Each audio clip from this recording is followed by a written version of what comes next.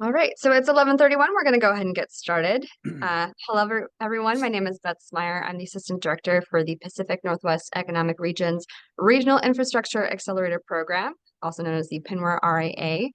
I'm really excited to welcome you to our 2024 program launch event. The PNWER RIA program was first established in 2022, and we are initiating our second round of funding with a new slate of projects, a whole new program area, and we're really excited to have you all here to hear a bit more about what we'll be working on, hear for our subrecipients about the things that they're excited to be working on with us, and answer some questions at the end of the call.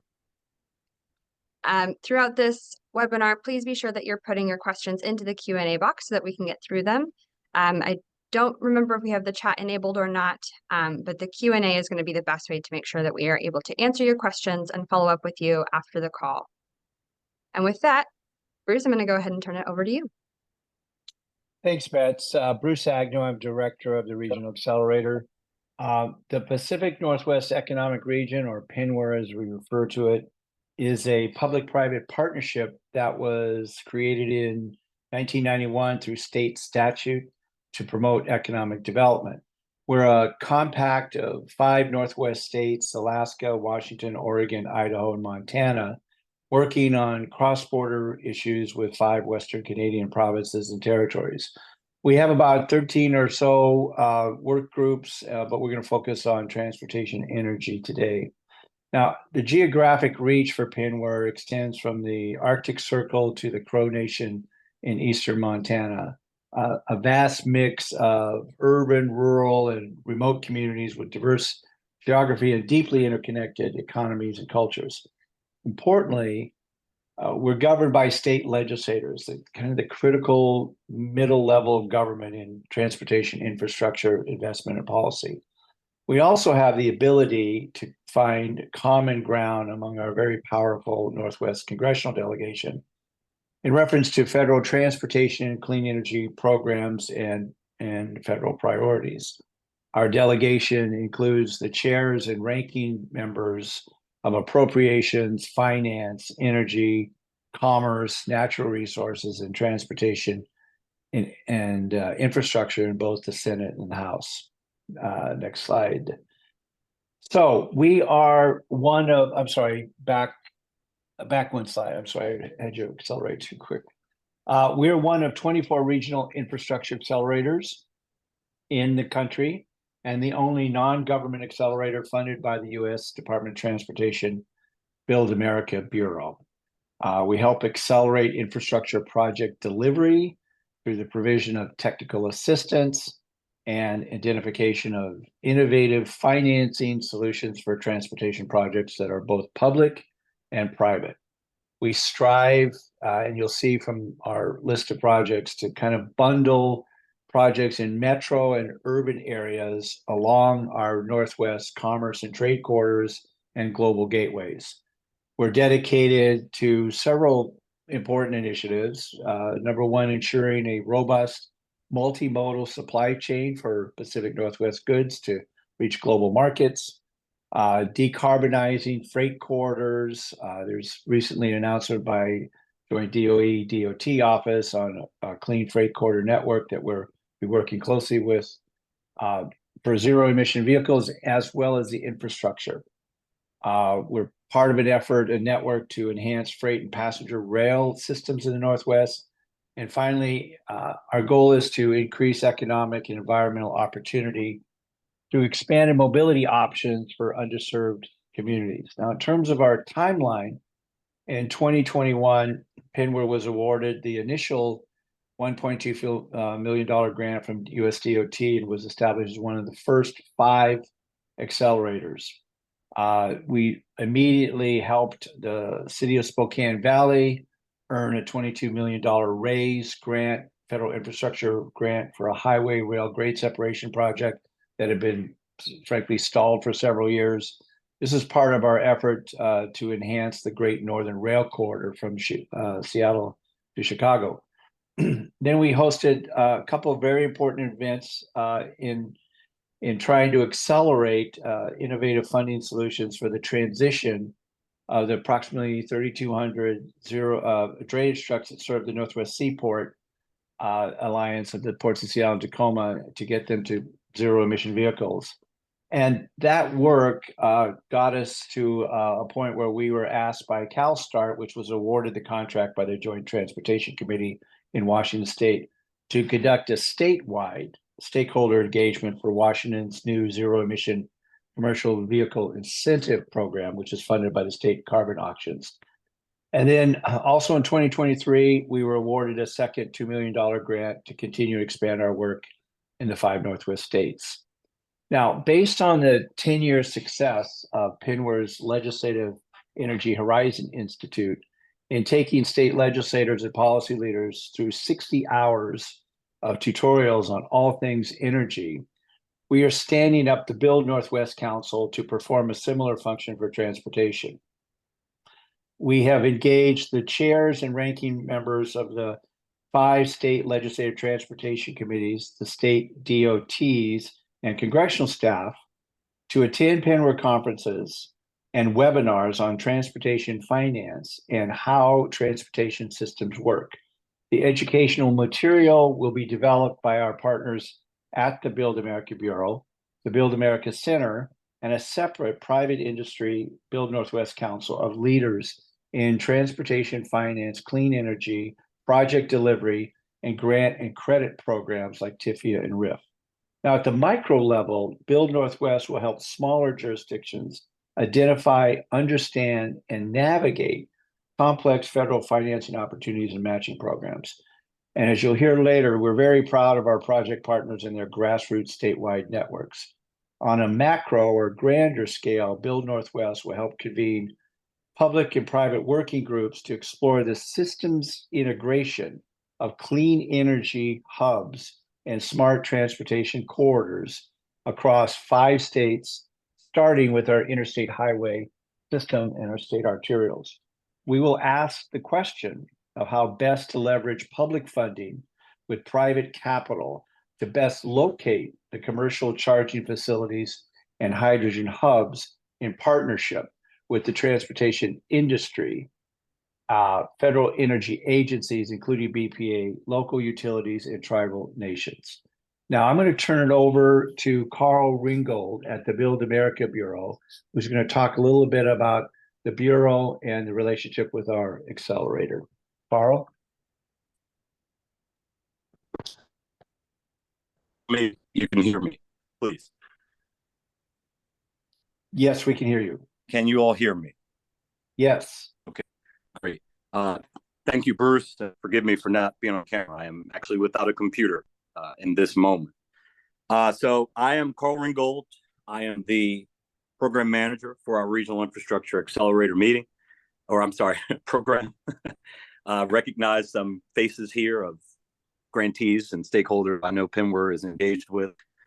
At a high level, the Bureau was created primarily to house the department's credit finance programs, TIFIA, which was historically administered by FHWA, and RIF, that was administered by FRA.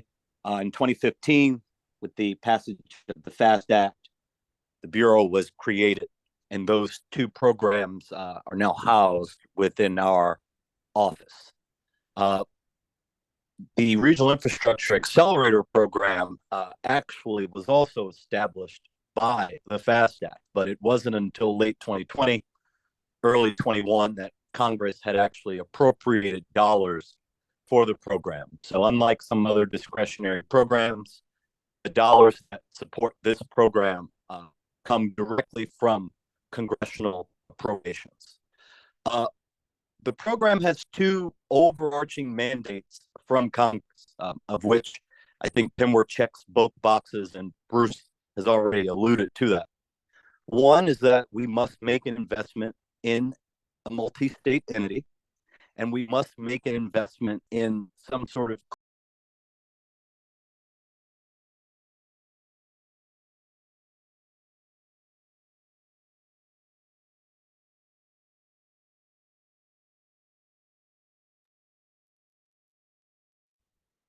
All right, it seems that we have lost Carl. So hopefully we'll be able to. Can you all hear me again? Yes, we are. Okay, sorry. forgive me. So I have to make an investment in a clean energy sort of project as well as a multi-state entity, of which PNWER checks both of those boxes. One of the goals of the program, and I say goals because it is truly a goal, it is not a measure of success, but one of the goals is to see that at least some of the grantees that we're working with and some of their stakeholders by extension find interest, right, or pursue our credit finance programs. And so if there's any interest in TIFIA or RIF, particularly if you are a clean energy or transit-oriented development sort of project, we think our programs can be rather beneficial to you. We are what I consider a low dollar but high impact program.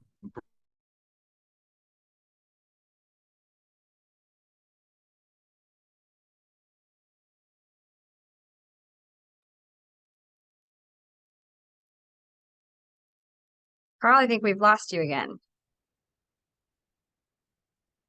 So we're actually joined by That's Maria. this is what says since Carl cannot talk about the program, I will just jump in and carry it from here. Carl probably knows more than I do about the specifics of the program, but I can give folks at very high level some information about why we set up the program and what we are trying to achieve.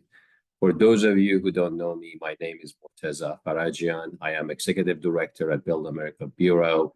And as Carl mentioned, Bureau is the one-stop shop within U.S. Department of Transportation that not only has two loan programs, TIFIA and RIF, but we also have this Technical Assistance Office now, which is new.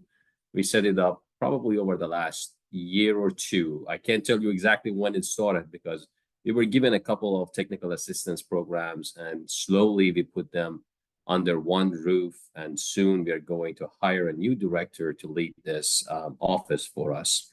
But as Carl was trying to explain, we have the coordinated efforts now to make sure that project sponsors understand how they can take advantage of innovative funding, financing, and delivery methods. It doesn't have to be necessarily borrowing from one of our programs, but we want to make sure that folks think outside the box, consider all options, look at various ways that they can move their projects forward. That's why we call this program a Regional Infrastructure Accelerator. We truly want to accelerate delivery of these delivery of good projects using some of these innovative techniques.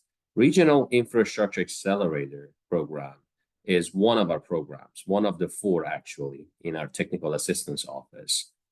We have Regional Infrastructure Accelerator program. We have Innovative Finance and Asset Concession Technical Assistance program. The NOFO for that one is out. I believe we have about $58 million that folks can apply for. And today, or maybe tomorrow actually, would be the deadline to submit applications for this round. Of course, we have more money available, another $40 million that we are going to issue NOFO for the remainder of that funding as well. We also have a technical assistance grant program for rural and tribal communities, and another program that is called Thriving Communities that some of you might be familiar with. Each one of these programs is a tool in the toolbox that we have to help our partners at regional level, local level, to build capacity, to be able to think about alternative ways to move their projects forward more effectively and cost efficiently. We do also provide direct technical assistance in the form of workshops. We have a lot of those workshops now that we are conducting, mainly at city level. We had one in Chicago, one in Jacksonville. We had one in Kansas City, another one in Austin, in Los Angeles. And the goal of these workshops is exactly what you heard earlier during this webinar, that it's important to convene various stakeholders, bring them to table. It's important to provide them with all the information they need to have.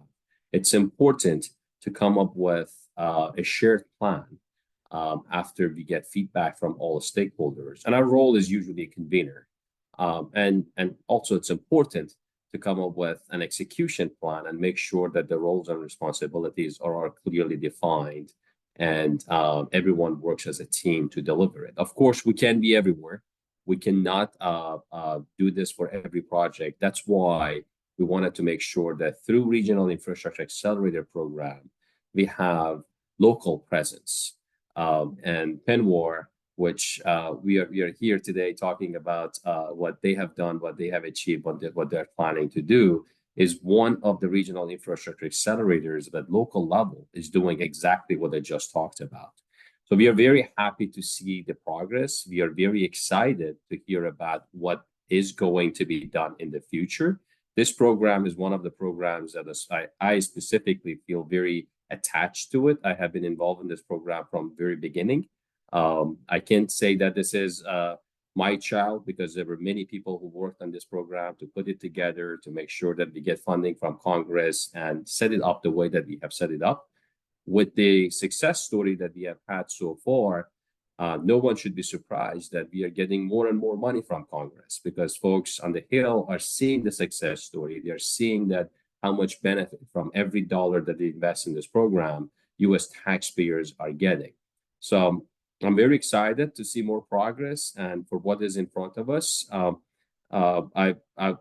I personally would love to spend as much time as I can with each one of our regional infrastructure accelerators and this program in general, to make sure that we have success stories and we can communicate those success stories to others who can possibly provide additional funding to this program and help us to grow this program to the level that can even achieve more than what we have achieved together so far. So with that, I will just stop. I don't know if there will be any questions, because I just joined the meeting. I don't know what the agenda looks like. As I said, I just feel very strong about this program, and I wanted to make sure to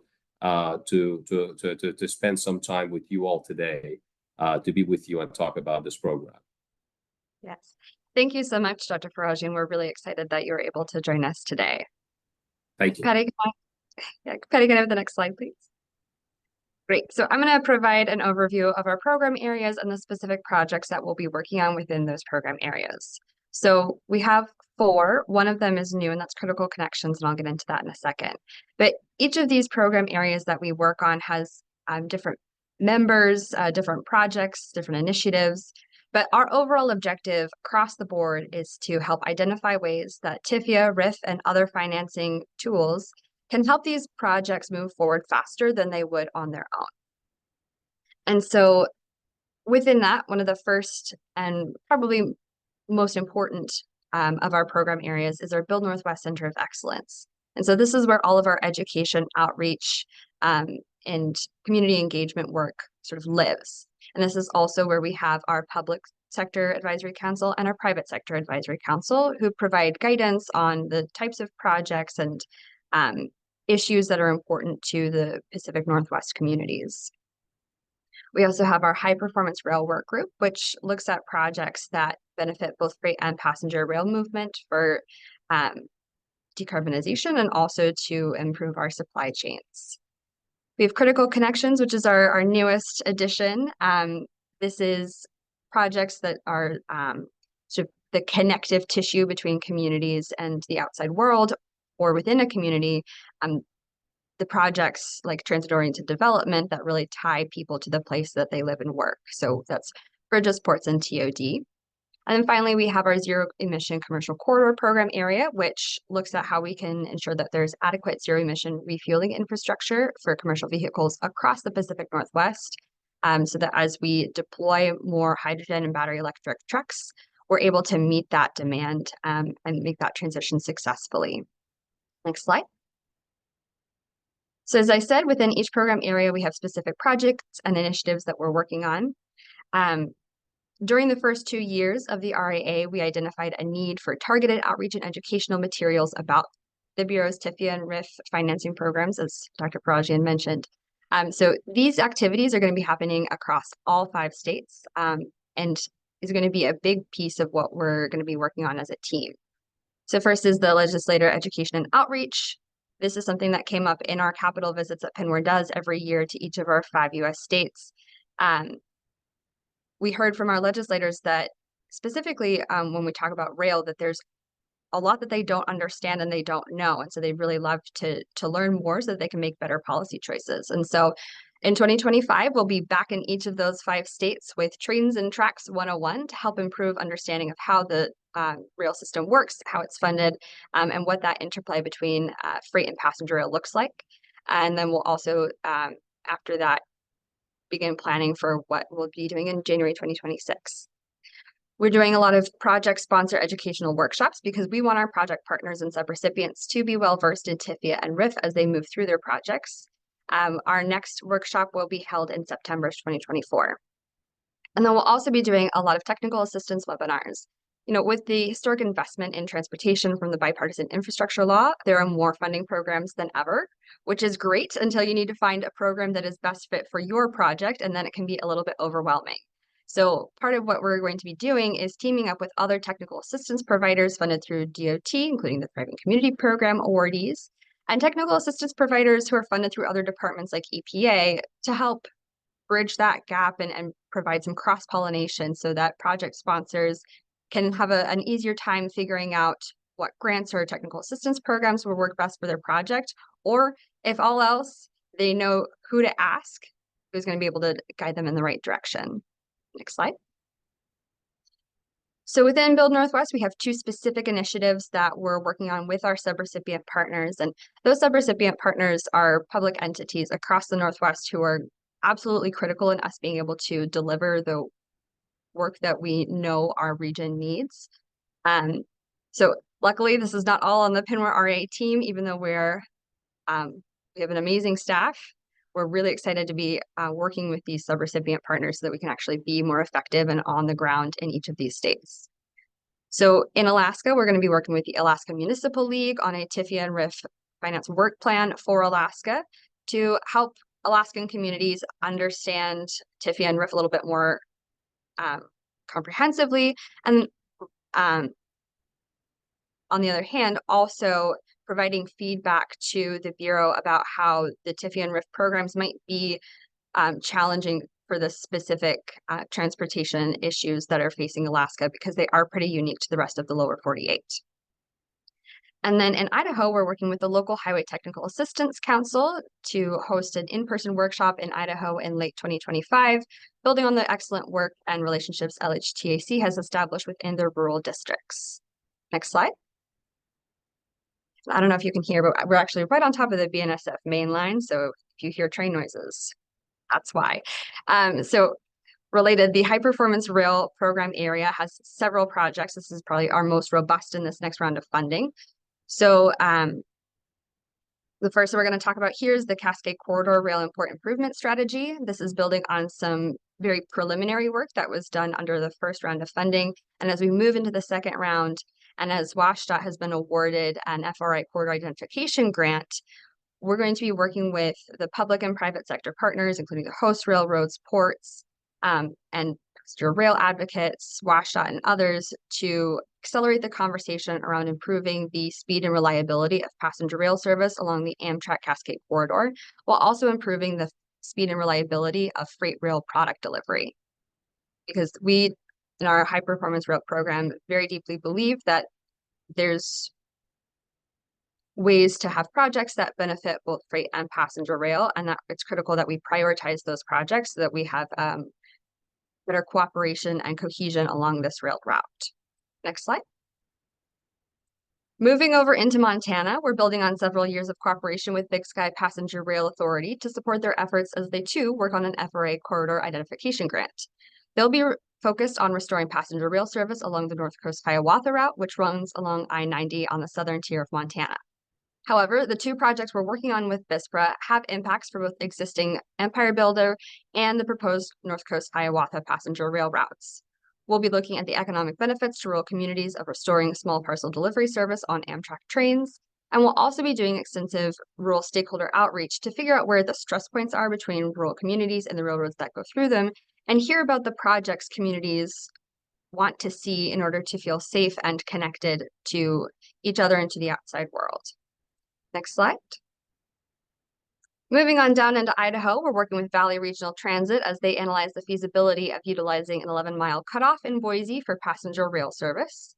This would eventually become an element of the proposed Amtrak Pioneer passenger rail line that would connect Boise south to Salt Lake City and Denver, and north into Portland and Seattle.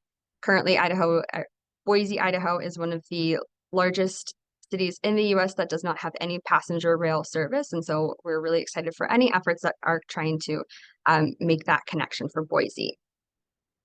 Because we have so many projects in the high performance rail area, even though each of our program areas does have its own work group, I think I'm personally most excited about the outcomes of this high performance rail work group, because this is coming out of a need for a neutral third-party convener to bring together stakeholders to learn about what's happening in other states and facilitate better planning and communication across state lines. So this is going to be the crux of our high performance rail work group, which will be launching this summer. And then our first in-person meeting will be held this October at the Greater Northwest Rail Summit in Spokane, Washington. So stay tuned for more information on that. It's going to be an excellent year for rail. Next slide, please. So Critical Connections Program Area looks at the connective infrastructures that tie our communities together, specifically ports, bridges, and transit-oriented development. This is our newest program area, and I'm really excited to see how it develops over the next 24 months. So first, we'll be working with the Hood River White Salmon Bridge Authority as they move through the TIFIA financing process to replace an aging bridge that, once it's replaced, will really help facilitate a more efficient goods movement across the Columbia River. And then up in Alaska, in cooperation with Alaska Municipal League, we'll be working with the City of Yakutat on ways to bundle their dock improvement projects with other necessary road and pedestrian infrastructure improvements to ensure the community is resilient to rising sea levels in Alaska. Next slide. So these are our two transit-oriented development projects to connect the people in the Treasure Valley to the places they live and work. So Valley Regional Transit is taking the lead on conducting some feasibility analyses for these two sites in Treasure Valley, looking at how TIFIA can fit into a broader funding package that includes investment in transit and housing development in the rapidly growing Boise metro area. Next slide, please. Great, this is the last of the project slides, I promise. Our final program area is the zero emission commercial corridors. So this builds on the knowledge our team has developed in the medium and heavy duty zero emission vehicle and infrastructure space. So we're working on two rural projects as they scope and begin installation of battery electric charging and hydrogen refueling infrastructure for commercial vehicles. In Oregon, we're working with the Cow Creek Band of Umpqua Tribe of Indians, Umpqua Indian Development Corporation, UIDC, as they expand their existing tribal-owned truck stop in Roseburg, Oregon, which is right off of I-5. UIDC has already received some preliminary funding from Oregon's Department of Environmental Quality to begin this work. So the PNWER REA's team will work with UIDC to explore how TIFIA financing can help move them to the next phase of project development.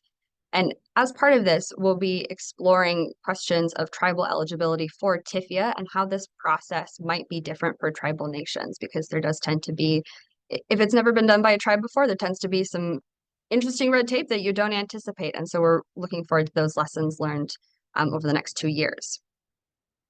We'll also be working with St. Regis, Montana, which is one of the hydrogen nodes of the Pacific Northwest Hydrogen Hub, which was awarded by U.S. Department of Energy last year.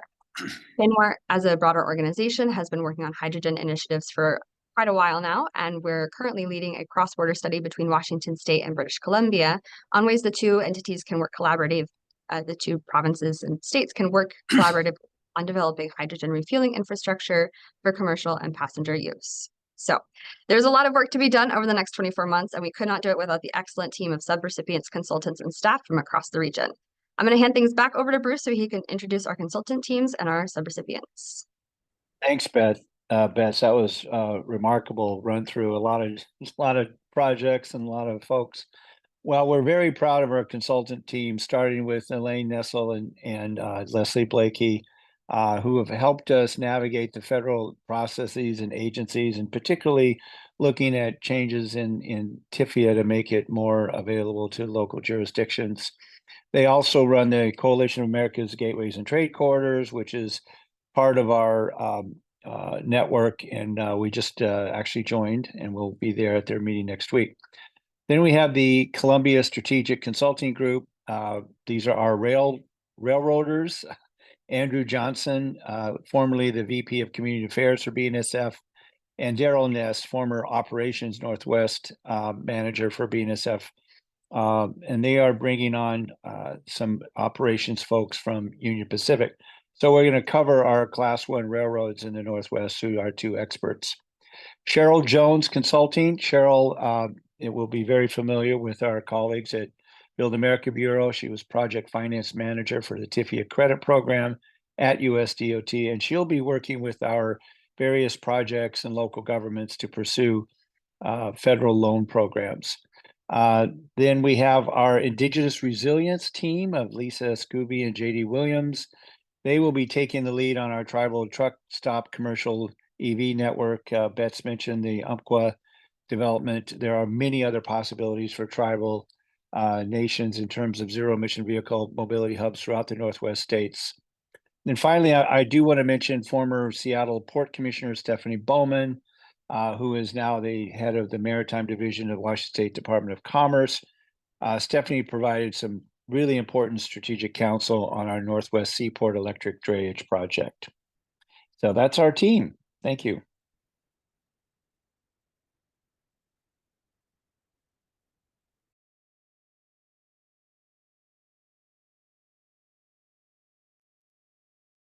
So we're going to have a couple of comments from each of the four sub-recipients. We're going to be starting with Big Sky Passenger Rail Authority. So Dave, come on up. All right. Well, thank you, Bets, for the introduction, and thanks for all the great work that PNWER has and will continue to do. So Big Sky Passenger Rail Authority, for those of you who are not familiar with the authority, we are a subdivision of state government here in the state of Montana. And are there additional slides in the deck here that you can scroll to? Oh, there we go. Yes. So anyway, subdivision of state government, we were formed 3 years ago. We are a formation of counties across the state of Montana. We currently have 19 member counties stretching across the entire state. And we came together for the main purpose of seeing what we could do to restore passenger rail service to the southern tier of Montana, while at the same time supporting passenger rail service by way of the Great Northern Corridor, the Empire Builder, and also seeing how we can find synergy between freight and passenger operations. Next slide. So a couple of the precursors for what we are embarking on with the PNWER RIA are the fact that we are this main route that we are the sponsor of, the North Coast Hiawatha route stretching from Chicago to Seattle and possibly Portland through southern Montana, is one of the preferred routes in the Federal Railroad Administration's Amtrak Daily Long Distance Service Study. Next slide. And so beyond that, we are also in the corridor identification program of the Federal Railroad Administration. While the long distance study will result in a report to Congress later this year with recommendations as far as long distance, that means 750 miles or greater in length, routes across the country that could be restored or created brand new, the corridor identification program is the mechanism by which the FRA and USDOT will move projects forward into the project development pipeline. And I'm happy to report that the Big Sky Passenger Rail Authority was successful as being the sponsor for the North Coast Hiawatha route, being the only new long distance route in the entire United States that is included in corridor ID. Next slide.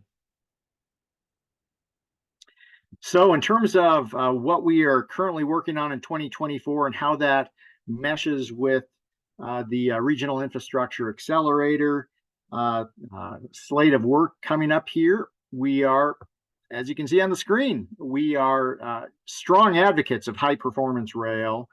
And what that means in the case at hand here is, as Betts covered earlier, we are going to be looking at a small parcel delivery analysis across both the Great Northern Corridor that would be serviced today and is serviced today by the Empire Builder operated by Amtrak, but also what small parcel delivery might mean for restored service along the North Coast Hiawatha route. We'll also be working and collaborating with communities across both of these corridors, looking at from both a safety and an operational standpoint, how we can improve both freight and passenger operations. And this will have a heavy focus on rural and tribal communities. So we're super excited to kick that off. In addition, as a great example of what this might mean in practice, is a project that we recently got $15 million for through the FRA Sped State Partnership Program.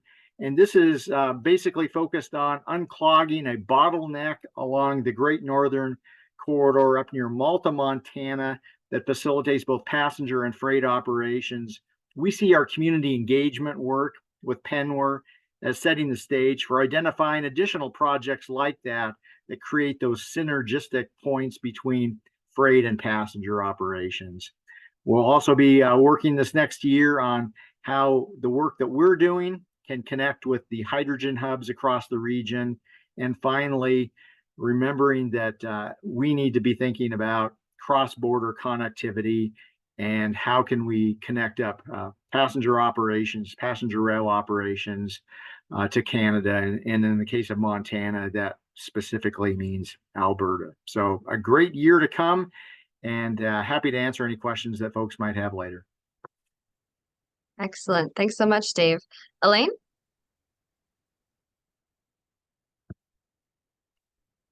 Well, thank you, everyone. So first off, I want to thank PNWER for being such a great partner, for encouraging us to apply as a subrecipient, and of course, the Build America Bureau for funding and supporting this project and supporting the innovation that I think we're going to need to make some of these work. So thanks to both of you. Really appreciate it. I'm the CEO of Valley Regional Transit. After having served for a long time in a political position as a city council member at the city of Boise, I took this position about a year ago, a little over a year ago.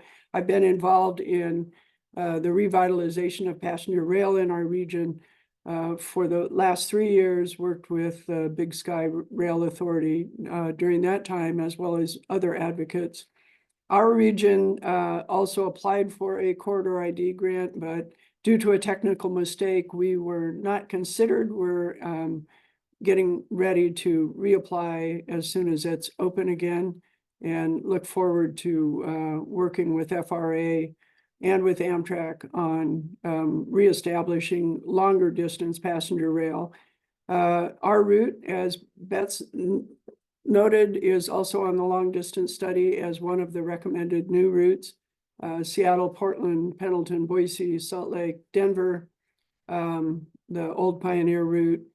And we're very excited as well to work with Amtrak on that and with FRA. So to our projects in this particular RIA, Valley Regional Transit is also a political subdivision of state government, but we are one of only 3 in the state of Idaho that does not have taxing authority. One of the others has fee authority, and the third is housing authorities, which were organized to pass federal funds through, and we're not meant to have taxing authorities. So as a result, we're in a pretty precarious position in terms of budget, and we've been looking hard at what are some of the innovative things that we could do in terms of value capture and other things that would help us in our financial position, as well as forward the goals of our organization, which is to provide to move more people more often to more places. And in that vein, we need to provide service in places where there's lots of people. So there are 2 sites in the valley that we've identified where we think we could partner with either with existing partners to build housing TOD projects as joint development on sites, either in the one case in Canyon County, it's a site where we own a maintenance and bus depot facility. There's a fair amount of land there. We think that there's a possibility of developing some of that land into housing and a mixed-use development that would then have access to the frequent transit out their back door. Kind of excited to see if we can get the local governments and the other private partners in Canyon County, which is our western and more conservative county, excited about this. So far, they've shown a fair amount of interest.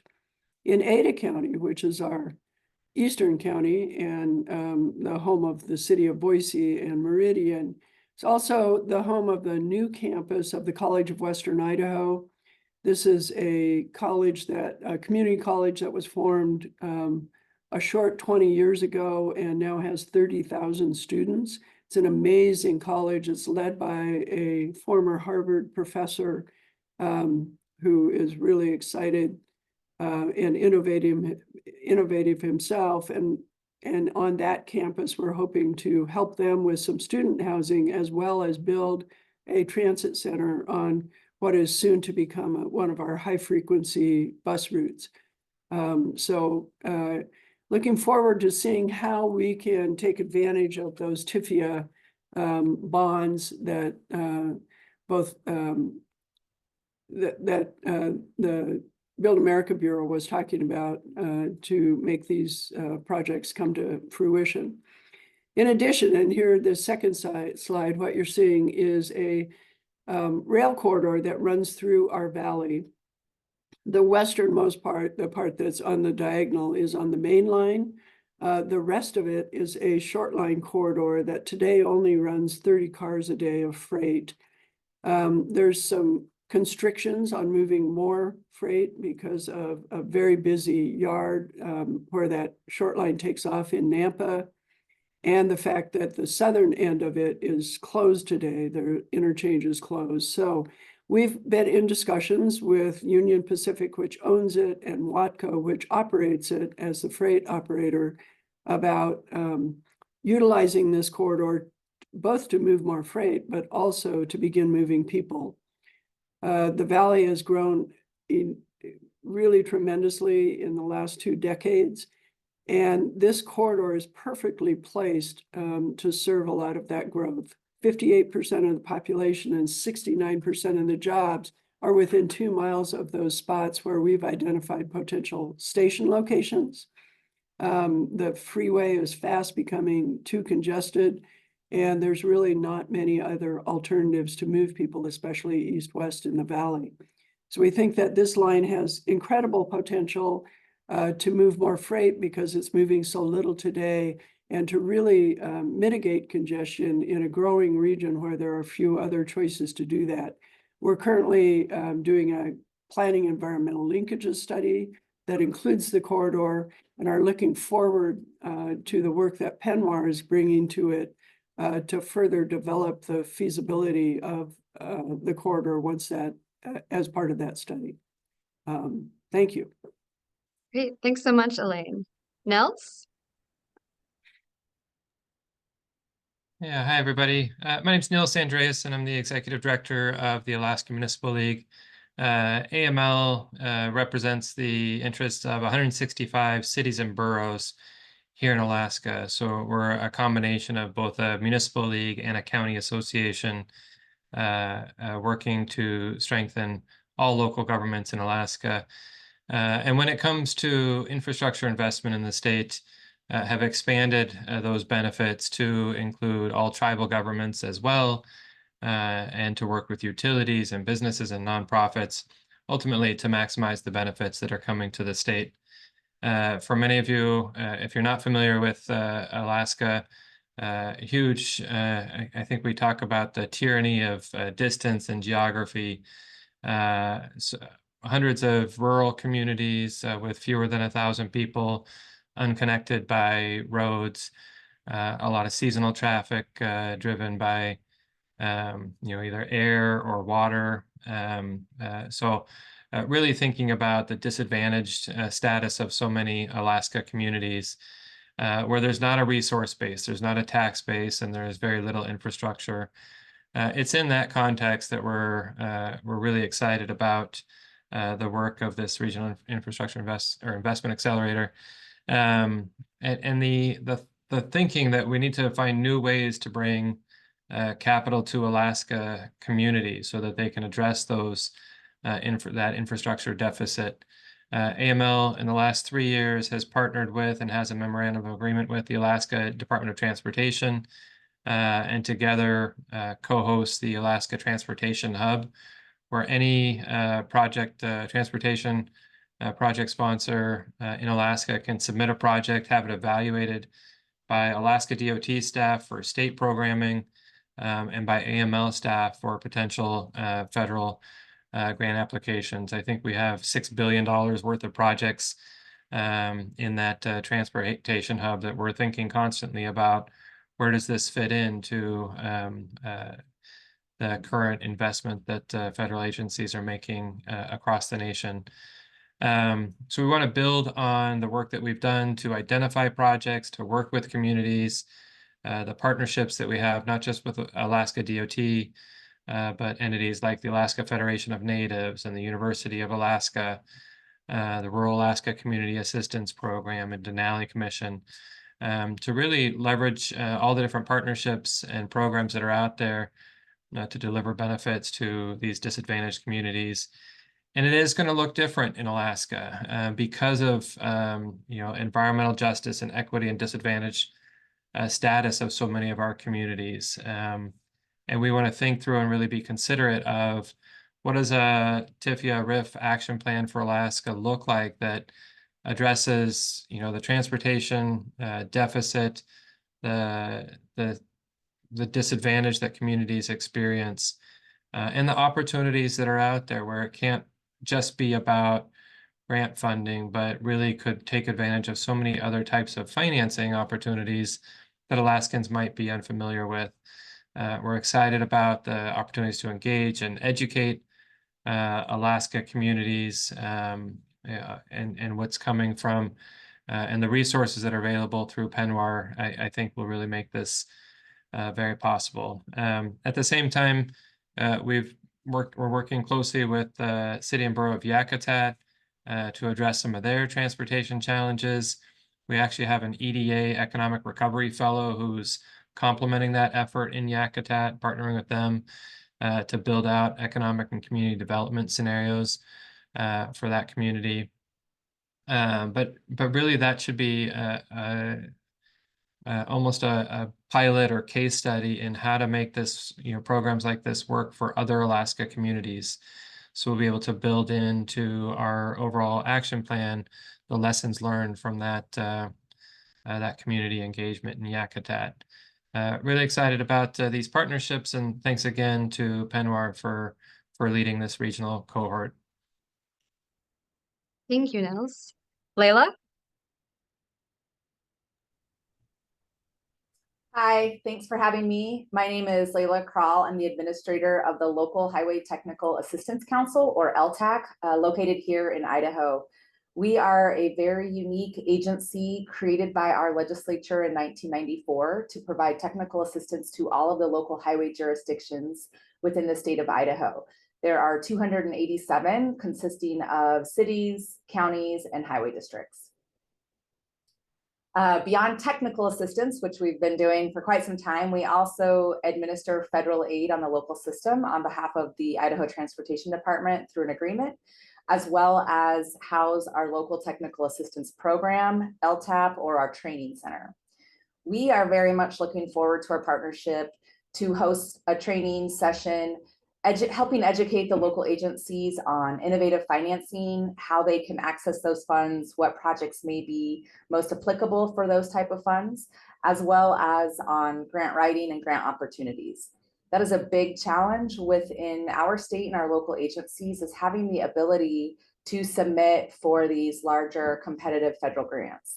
It's great that there are so many more grant opportunities out there and really targeted at different projects, but most of the local agencies within our state, over 80%, do not have an engineer on staff and therefore do not have a grant writer or anyone that's really capable of compiling those grants, putting the right information in there, doing benefit cost analysis, and actually getting it submitted. We have been providing that resource for the last year or so. pretty consistently and then sporadically before that. However, it's still a really big lift. Again, when talking about 287 local agencies on top of all these grants that are available. We think that that relationship and partnership will help accelerate some of the projects and put the locals in Idaho with that opportunity to be more successful in the future with these federal competitive grants. Excellent. Thank you, Layla. We really appreciate all of the amazing work that our subrecipients and our consultant teams do across the Pacific Northwest. I'm going to turn things over to PNWER's CEO, Matt Morrison, to wrap us up before we turn it over to the questions. Well, thank you so much, Bets, and thank you everyone for your engagement and presentations this morning and this afternoon.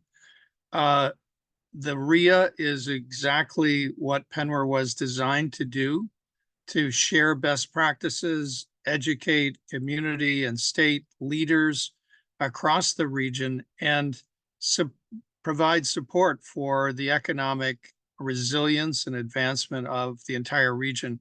I'm so proud of this program and the fact that we were selected a second time for additional funding from the Build America Bureau. And I do encourage everybody on the call to find a way to get involved, participate in one of our working groups, the High Performance Rail, the Zero Emission Commercial Corridors or Critical Connections, or the Build Northwest Advisory Council, where we're bringing together legislators and industry leaders across the region to participate and engage in all of these projects and looking forward to the next 10 or 20 years. We really hope that all of you will be able to join us in Whistler on the next slide, where we're going to have our annual summit. 500 to 600 industry, legislative, and community leaders will be joining us there in Whistler, BC.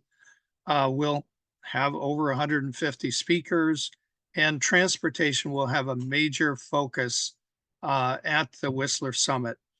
So if you can at all make it, July 21 to 25, and also in Anchorage, November 12 to 15, we will have our winter meeting. And if you haven't been in Anchorage in the winter, it's the best time to go.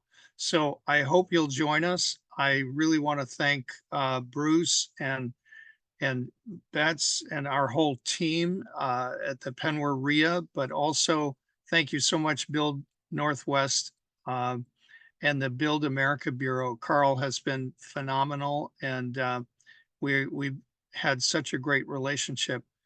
And with that, I'll turn it back to you, Bets. Thanks so much, everyone, for attending. Yeah, thank you, Matt. We have time for a few questions, so please be sure you're putting them into the Q&A box so we can see them. If we're not able to get to them all, we'll follow up after today's webinar. So just sort of looking through this list, Representative McLean, we do have a list of connections and partners in each state, so we can go ahead and send that to you, and we'll probably have that available online as well.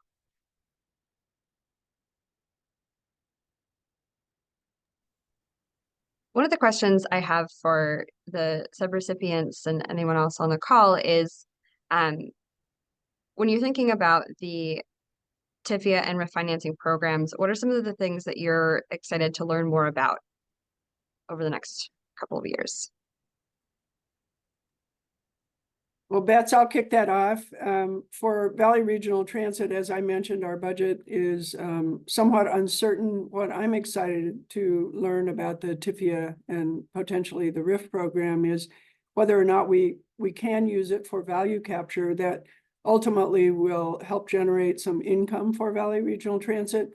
And in the meantime, generate the ability to utilize the value of the bond for local match so that we can use more federal grant funding than we can today because we have such a hard time finding enough local dollars to match it. So really excited to learn how we can take advantage of those features of the program. Carl, I see your hand is raised. Do you have an additional response to that? Just to second Elaine's point, and give another shameless plug to one of our programs. The Bureau also administers the Innovative Finance and Asset Concession Scan program. So if you are an entity like a transit agency that perhaps owns land, program that we provide for you to actually hire consultants or internal staff to actually do an asset scan of your organization's assets in order to see if there's any value there that could perhaps sort of supplement any other funding or financing you're pursuing. So Elaine, you made me think about that. And I see a question from Karen Morgan that I can attempt to answer. Go for it. Karen, you're asking, do we have any mechanisms to facilitate any P3 trainings of sorts? In short, yes. We, meaning the Bureau, we work pretty directly with all of the modes. Maritza Peachin, who's our new lead for Innovative Finance, she facilitates all of our workshops.